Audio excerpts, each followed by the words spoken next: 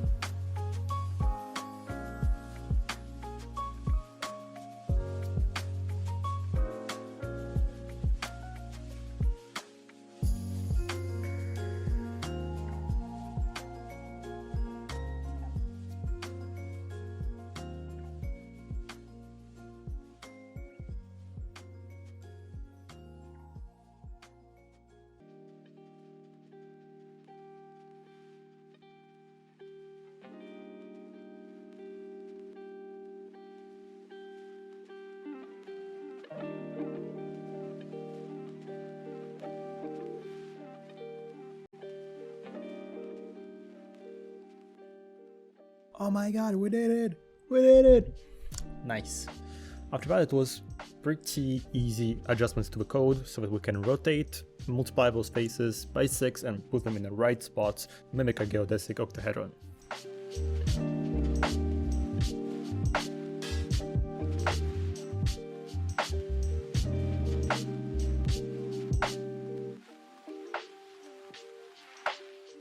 While it may look very nice from the side, it's not actually what we want, and it has issues which you don't see. I noticed that something is wrong when I actually made a sphere out of this octahedron.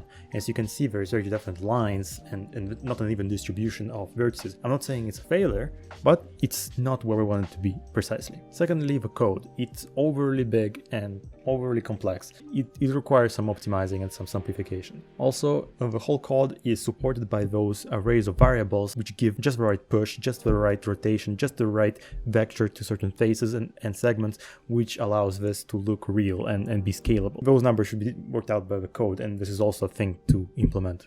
Lastly, the biggest issue here is the number of vertices. Here I present 4 resolutions, the number of vertices we have, and the number that should be there. As you can see, there is something going terribly wrong here. By dimension 4, we almost have a 9-time inefficiency level compared to what we should have. And this requires a little more explaining. When I increase the detailization level, I take a triangle that already exists, and then copy-paste it and displace it and rotate it into the right place. And so multiplying the vertices by 4 when creating 3 new triangles. But those triangles will have common vertices. And in that version that you're seeing now, those extra vertices are not removed, they just stack up on top of each other. I have created a parsing algorithm that cleans up the mesh, removes those extra vertices, and we do get those numbers on the right that you saw before, 5, 14, 50, 194. But the problem, at that moment, you do not see the mesh anymore.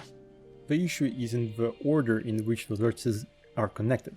Before we cleaned up the mesh, we had it all figured out already. But when we clean up, that order is lost. We need to connect them in a particular pattern that will allow us to see the mesh, that will orient all the faces towards the viewer. However, to implement that, a completely new algorithm needs to be put in place.